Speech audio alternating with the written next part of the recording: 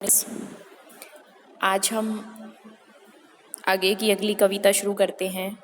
उड़ चल हारिल। आगे की ये एक महत्वपूर्ण और प्रसिद्ध कविता है और इसमें उन्होंने एक कवि की जो कल्पना है वो हारिल पक्षी के माध्यम से उन्होंने बताया है और उसी को जीवन का आधार समझा। तो आइए हम शुरू करते हैं आगे की कविता उड़ चल हारिल। उड़ चल हारिल लिए हाथ में वही अकेला ओछा तिनका। उषा जाग उठी प्राची में, कैसी बाट भरोसा किनका। शक्ति तेरे हाथों में छूट न जाए यह चाह सृजन की।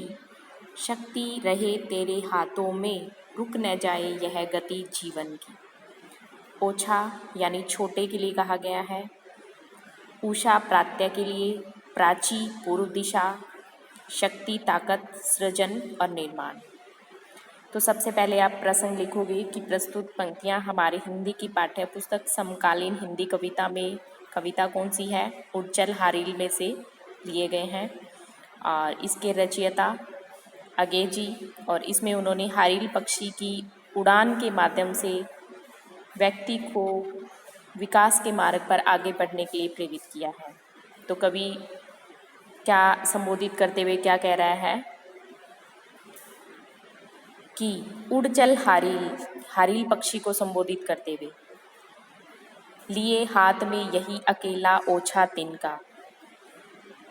कि हारिल पक्षी है वो हमेशा ही अपने पंजों में क्या है एक तिनका दबाए हुए रहता है और उसका सहारा लेकर आगे की तरफ बढ़ता चला जाता है। उषा जाग उठी प्राची में, कैसी बाट भरोसा किनका। यानी कवि यहाँ कह रहा है कि देख पूर्व दिशा में उषा रूपी जो नायिका है वो जाग उठी है और सवेरा हो गया है और अब तुझे किसी और की प्रतीक्षा और विश्वास में एक जगह पर नहीं रुकना चाहिए। शक्ति रही तेरे हाथों में छूट न जाए यह चाह सृजन की। यानी तेरे हाथों द्वारा जो पकड़ा गया तिनका है वही क्या है तेरी ताकत, और इसके होते हुए तुझे नव निर्माण की इच्छा समाप्त नहीं करनी चाहिए।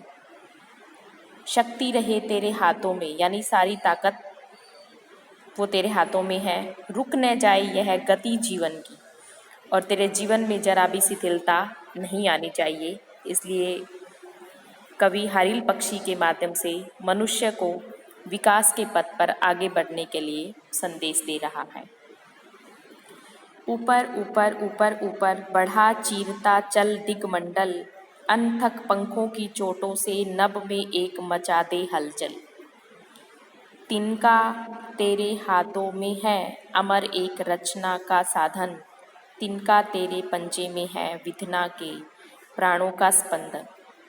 दिक्मंडल आकाश के लिए, अनथक यानी बिना थका, विधना भाग्य के लिए, स्पंदन धड़कन के लिए कहा गया है। तो वैसे ही आप प्रसंग लिखोगे कि प्रस्तुत पंक्तियाँ हमारे हिंदी की पाठ्य पुस्तक समकालीन हिंदी कविता में से अगे द्वारा रचित हैं। व्याख्या में आप लिखोगे कि हारिल पक्षी को संबोधित करते हुए अगे जी क्या कह रहे हैं कि हे हारिल पक्षी, तू निरंतर क्या कर, ऊपर की ओर उड़ता हुआ दिशाओं रूपी जो मंडल है इस आकाश को बेंधता हुआ तू आगे ही बढ़ता चल। अनथक पंखों की चोटों से यानी तू बिना थके बिना अपने पंखों की भयंकर चोटों से आकाश में क्या कर एक हलचल को पैदा कर दे। तिनका तेरे हाथों में है अमर एक रचना का साधन। तूने अपने हाथों में जो तिनका पकड़ा हुआ है यह तेरी क्या है रचना का एक साधन बनने वाला है, और जो तिनका तेरे पंजे में है जो इस संसार में अमरता प्राप्त कर सकते हैं, तूने अपने पंजे में जो तिनका दबाया है वह तेरी निपत्ति रूपी जो प्राणों की धड़कन है उसको और भी ज़्यादा बढ़ा सकती है। तो तुझे डरने या निराश होने की आवश्यकता नहीं है। तो कवि यहाँ क्या बता रहा है, हारिल पक्षी को एक तिनके के सहारे ऊंची उड़ान भरने के लिए मनुष्य को और भी ज़्यादा विकसित होने के लिए प्रेरित कर रहा है। कांपने यद्यपि दशों दिशा में तुझे शून्य नभ घेर रहा है, रुक न यद्यपि उपहास जगत का तुझको पथ से हेर रहा है। तू मिट्टी था किंतु आज मिट्टी को तूने बांध लिया, तू था सृष्टि किंतु सृष्टा का गुण तूने पहचान लिया।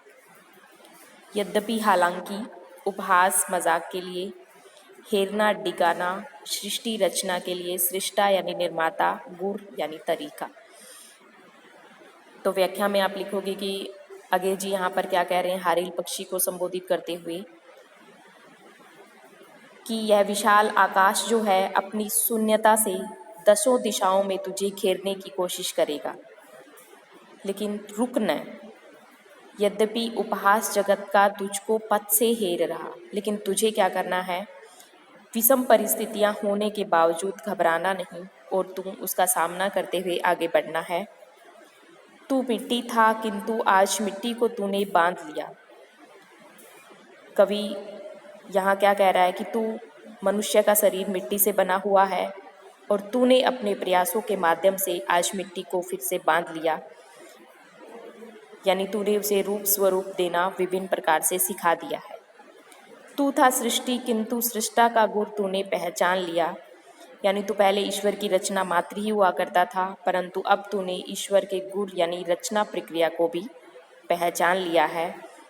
तू भी अब नव निर्माण में सक्षम हो सकता है। तो कभी यहाँ हारिल पक्षी के माध्यम से मनुष्य द्वारा जो की हुई उन्नति और नव निर्माण की ओर संकेत करता हुआ उसे बार बार समझाता भी है। मिट्टी निश्चय है यथार्थ, पर क्या जीवन केवल मिट्टी है। तू मिट्टी पर मिट्टी से उठने की इच्छा किसने दी है। आज उसी उधर ज्वाल का तुम है दुर्निवार हरकारा, दृढ़ ध्वज दंड बना यह तिनका तूने पथ का एक सहारा। यथार्थ वास्तविकता के लिए केवल मात्र, ज्वाल आग के लिए कहा गया है, दुर्निवार निवारण करना, हरकारा संदेश देने के लिए, दृढ़ यानी पक्का, ध्वज यानी पताका। तो कवि यहाँ क्या कह रहा है कि मिट्टी निश्चय है यथार्थ, कि मिट्टी जीवन की वास्तविकता है, परंतु क्या यह कहना ठीक है कि जीवन केवल मिट्टी ही है। तू मिट्टी पर मिट्टी से उठने की इच्छा किसने दी, यानी तू भी मिट्टी अर्थात नगण्य है, परंतु यह तो बता कि वे कौन सी ताकत है जिसे तुझे मिट्टी से ऊपर उठने की ताकत जिसने तुझे प्रदान की है। आज उसी उधर ज्वाल का तू है दुर्निवार हरकारा, यानी आज तू उसी निरंतर उठने वाली जो ज्वाला है उसका एक रोका न जाने वाला हरकारा प्रतीत होता है। और आज क्या है, तेरे हाथों में पकड़ा हुआ जो तिनका है तेरा दृढ़ निश्चय रूपी दृढ़ ध्वज बन गया है, तो तुझे सुने मार्ग में सहारा प्रदान कर सकता है। मिट्टी से जो छीन लिया है वह तज देना धर्म नहीं है, जीवन साधन की अवहेलना कर्मवीर का कर्म नहीं है। तो कवि यहाँ क्या कह रहा है कि मिट्टी से जो वस्तु छीन ली जाती है फिर उस वस्तु का त्याग करना धर्म नहीं कहलाता, यानी तूने भी तिनके को यदि मिट्टी से छीन लिया है तो तुझे फिर उसका त्याग नहीं करना चाहिए। तिनका पथ की धूल स्वयं तू है अन्नत की पावन धूली, किंतु आज तूने नभ पथ में क्षण में बद अमरता छूली। उषा जाग उठी प्राची में आवाहन यह नूतन दिन का, उड़चल हारी लिए हाथ में एक अकेला पावन तिनका। तो कवि फिर से हमें यही बता रहा है, तिनका पथ की धूल, यानी जो तिनका है वो क्या है, रास्ते की धूल के समान है और तुझे उसका त्याग नहीं करना चाहिए। तिनका ही तेरे जीवन रूपी साधन है, तेरे लिए जीवन रूपी साधन को तुझे नज़रअंदाज नहीं करना चाहिए। तिनका जो तेरा जीवन साधन है वह मात्र क्या है, धूल के समान है, परंतु तू जो स्वयं उस अनंत ईश्वर की पावन धूल का एक कण अंश है, और आज तूने अपनी जीवन संघर्ष शक्ति के बल पर क्या है, क्षण भर में आकाश रूपी मार्ग में आगे बढ़कर अमरत्व को प्राप्त किया है।